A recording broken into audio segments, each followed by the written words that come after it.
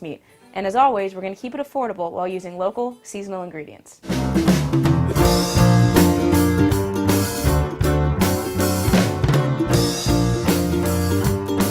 This week on Working Class Foodies, I wanted to make a spin on a classic potato hash, but instead of using overly salted canned corned beef, I used a fresh chorizo sausage homemade at a local market. You can use any kind of fresh sausage for this recipe, or you can use leftover roasted vegetables instead if you prefer. I picked up a carton of eggs and a pound of red skin potatoes at the farmer's market. First thing you should do is put your eggs out on the counter to let them come to room temperature. Just as with meat, eggs will cook better if you start them off at room temperature. Next, you want to parboil your potatoes. I actually recommend that you keep a container of parboiled potatoes already in your fridge, but if you don't have that on hand, that's totally fine. Here's a really simple way to do it. Cut your potatoes into bite-sized pieces.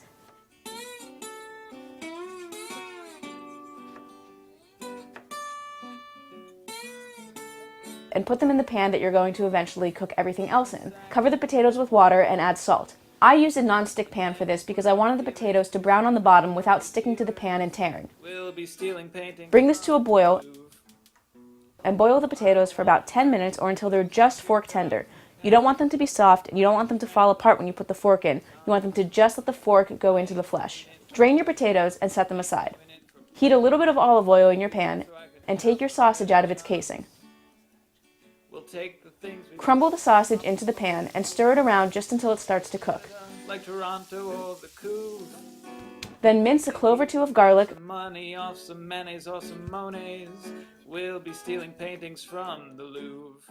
and add those in with the meat.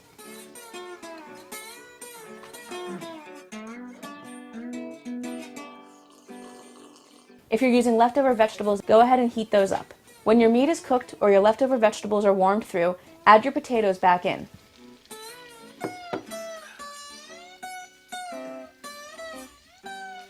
Taste your hash and adjust the seasoning with a little salt and pepper if necessary. You want the potatoes to brown on the bottom, so you don't want to stir them too much or they won't brown. Let it sit and cook. Wanna get a piece of all the action, so I let her come along. When your potato hash is cooked through, add any fresh herbs like chives, fresh thyme, scallion tops, whatever you like. Friendly folk think I've done nothing wrong. Set it aside in a bowl. Before my life was bumpy and my clothes were looking frumpy. Turn your heat down to low and add a little olive oil to the pan. I made this dish with sunny side up eggs. To make this, I broke the eggs gently into a cup. Because we stole some paintings from the Louvre. Gently slide your eggs into the pan. Whites first. You want it to be just warm enough so that they hold their shape and cook through, and you want the whites to cook but the yolks to stay soft. Season with salt and pepper and a little fresh herbs if you want. I used fresh thyme. And just cook until the whites are set. You can also add scallion tops if you want.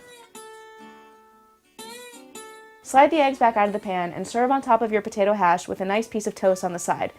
And that's it. That's your classic American breakfast. This dish made 2 giant portions, and the total cost, with the toasted focaccia, came down to $3 a person. So that's our Working Class Foodies breakfast. Let me know in the comments below what your favorite breakfast is, and we'll see you next week on Working Class Foodies. Don't forget to sign up for our new Working Class Foodies newsletter. The link is below. We'll see you next week.